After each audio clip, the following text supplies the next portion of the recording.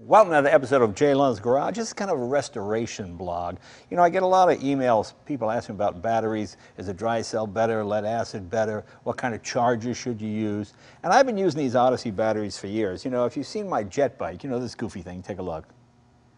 When I got it, the guy had Odyssey batteries because that was what he used to fire the igniter on the jet, and he said they were the best batteries and that the military used them. So I said, okay. So then I just started using them. You might not know the brand. It might not be as famous as some others, but it's really high quality stuff. This is Bruce Essig's. You're the what, like the brand manager guy, sort of? Program manager. Program manager, okay. Mm-hmm. So I was fascinated by the military application. So the military uses these, why?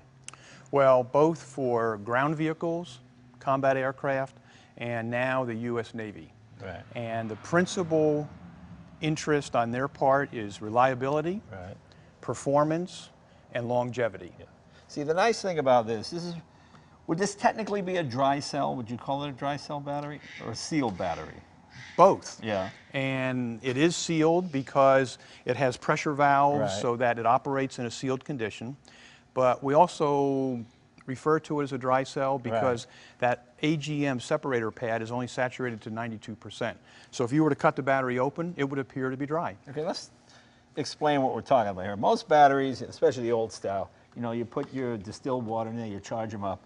And a lot of times, if the battery, it can sulfate, or a lot of times, if the vehicle isn't used, the battery gives off gas, which causes corrosion under the hood of your vehicle, and a lot of problems. The nice thing is, you can mount it this way, you can mount it that way, you can mount it any way, right? See, a normal battery you couldn't tip upside down. Correct. These, you can put any application, sideways, whatever. Like when I use your motorcycle batteries, a lot of times it'll be too tall, so I can put it sideways, and it doesn't make any difference, which is pretty cool.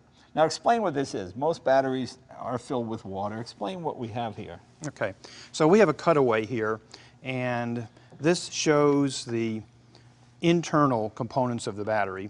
So you start out with a lead grid. Mm-hmm. And traditional batteries, it's automotive recycled lead, and then they add some kind of a stiffening ingredient, which today is calcium. Okay, so that wouldn't be Viagra. That would be a calcium. Calcium. All right. And it's in milk. Okay. And milk. Okay. the advantage of those two materials is it makes the lead stiffer. Right. And they use a casting process, and that's the only way you can get the grid out of the mold. Right. And if your lead stays stiff for more than 4 hours, see your doctor. Okay, I'm sorry. There you go. So one of the issues, though, with two dissimilar metals in an acidic solution is right, that they corrode each other all the time. So when your battery's not in use and it's just sitting in your driveway, the grids are deteriorating. Right. So that's why lead acid batteries don't last real long. Right. So we use high purity lead, and we don't add a second ingredient. So when you have high purity lead, the battery has a 12-year design life. Okay. So that's a good place to start. Then you can make the grid thinner, so you can have more positive and negative plates, which means you can have more surface area, more power. All right.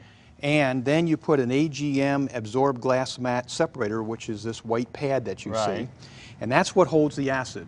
And then you only saturate that to 92%, mm-hmm, so that you can ship this battery non-spillable, non-hazardous, oh, okay, U.S. mail, UPS, with and no restriction. And this won't sulfate, correct? It will sulfate if you over-discharge it, okay, and then don't recharge it in a reasonable period of time. But a normal battery, when it sulfates, see, tell me if I have this right. It's almost like you have this much power. As it sulfates, it closes up until you basically just have this much power, don't you? Right. You get less and less, whereas that won't happen with right, this. So one of the problems with the wet flooded batteries, you have so much acid, mm-hmm, that when you deeply discharge the battery, sulfuric acid is heavier than water. So it has a tendency to settle down to the bottom of the container. Okay. And if you don't get that battery recharged in a reasonable period of time, then as you say, you start sulfating the battery from the bottom up. Yeah. In an AGM battery, because the acid is fully distributed, you don't have this technical term called stratification. Okay. And as a result, the battery can deeply discharge. The Odyssey can be discharged to an 80% depth of discharge 400 times, charged and discharged. Okay. So this is really perhaps a dual purpose battery where it has the highest CCA because of so many plates, mm-hmm, thin plate technology, we call it TPPL, and the combination of very dense oxide, which is what they put in a deep cycle battery. Right. So the combination gives you the ultimate battery of dual purpose, highest CCA and true deep cycle. Yeah, because I've had some of these for 10 years, but the key, you don't want to use a normal battery charger. You want to use a specific battery charger that says AGM on it. Right. Like I use C-Tech, which is, that's worked for all of ours. You have your own brand here, but Right. They are different. If you use a regular battery charger, it won't be as effective. Right. The original challenge with the wet flooded battery was once that stratification takes place, that heavy sulfuric acid goes down the bottom. Well, you need to stir it up some way. Right. Of course, you can't put in a stirring stick. Right. So what you do is you aggressively charge the battery. And of course, when batteries get near full charge, they start bubbling, Right. gassing, Right. and that lifts that acid. Right. Of course, you don't need to do that in an Right. AGM battery. Okay. But it's important, because the battery is sealed, that we don't overcharge it. Right. So you need to have a good charger that doesn't exceed 15 volts when it gets up into that second stage called absorption.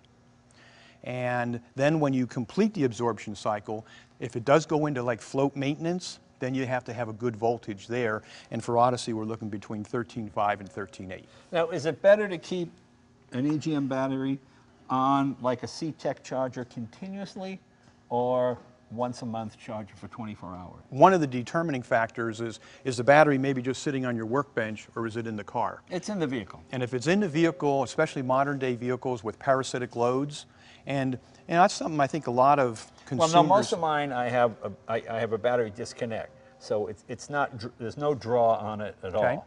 So I shut it down completely. So you can use either option. You can float maintain it continuously, Right. and that's purposely good, and the battery has a 12-year design life if you do that. Right.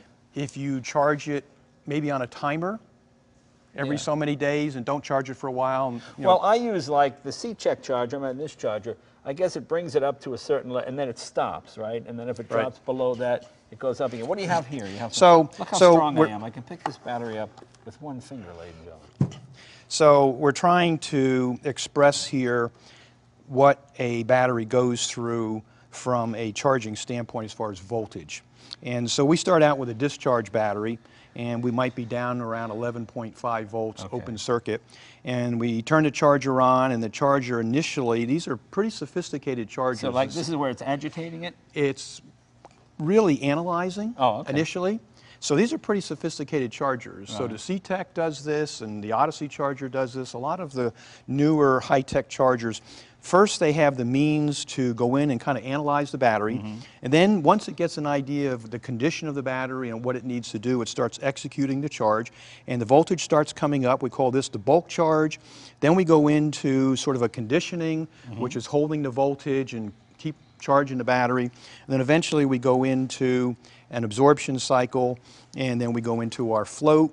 And then the newer chargers also have to meet a new California requirement where once they go into float, they charge for a period of time and then they shut off to save energy. I see. And then they charge and then they shut off. And how much energy does a battery charger use? Not much, does it? On the AC side, really very little, Yeah. because when you think about the DC side, if it's a motorcycle charger, maybe it's a 6-amp unit, Right. you're charging at 14.7 volts. So if you sort of multiply 14.7 times 6, you're getting about 75, 80 watts. Right. And then when you divide that by 110 volts AC, I mean, you find out you're only very low amperage. Okay. So, But you always want to make sure you have it turned to, does this say AGM on it, right? Yeah, this- Anytime you hook up to any battery of this type, you want to make sure it says AGM. Right, and the reason for that, again, is if we were to put it on the flooded setting, it might go over 15 volts. Right. And on an AGM battery, when you exceed 15 volts at a high state of charge, again, the battery starts gassing excessively. Right. We're not openly vented, so we're going to pressurize the battery. Now, there are pressure relief valves because we don't want to get into a condition where the battery would rupture because of that built-up pressure. Right. But if we get into an overcharge condition and the pressure valves start cycling open and closing, we're blowing water vapor out, just like you would in a wet battery, Right. and we can't put the water back in. Gotcha. Now, and this type of battery as well, let me take one of these off. I imagine, come on. in the old days, my dad would always put a little Vaseline around here before you still do that, right? Or does it not make any difference? Well, in the newer AGM batteries like this, but especially the Odyssey, instead of this being traditionally lead, where there was a migration of acid up, capillary action up through the lead, Right. this is tin-plated brass. Oh. And we went even one step further, that when you get into the 4x4 market where they might be using the top posts for the automotive starting cables, and then they'll put their winch cables into the side. Oh, okay. That's nice and convenient. Right. The only issue is that this side terminal traditionally is lead. And your winch might pull 200-300 amps Yeah. for 2 or 3 minutes. Sure. Well, this terminal was only originally designed for engine start loads. So it'll literally overheat and just melt right off. Really? Yep. Okay. So we make this side terminal out of solid brass. We encapsulate it in plastic. Oh, I see. So, okay. You can get same power out of the side terminal as you can the top. And because, again, the battery is sealed and it's a hard material being brass tin plated, there's no need for any kind of terminal protective, that red spray or any of that type of Yeah, material. that's one of those deals. People don't, you know, it's like people buy expensive cars and put cheap tires on it. People just go down to the local, you know, supply place. Give me the cheapest, better, $39. And then they wonder why the things don't work the way they should. Right, right.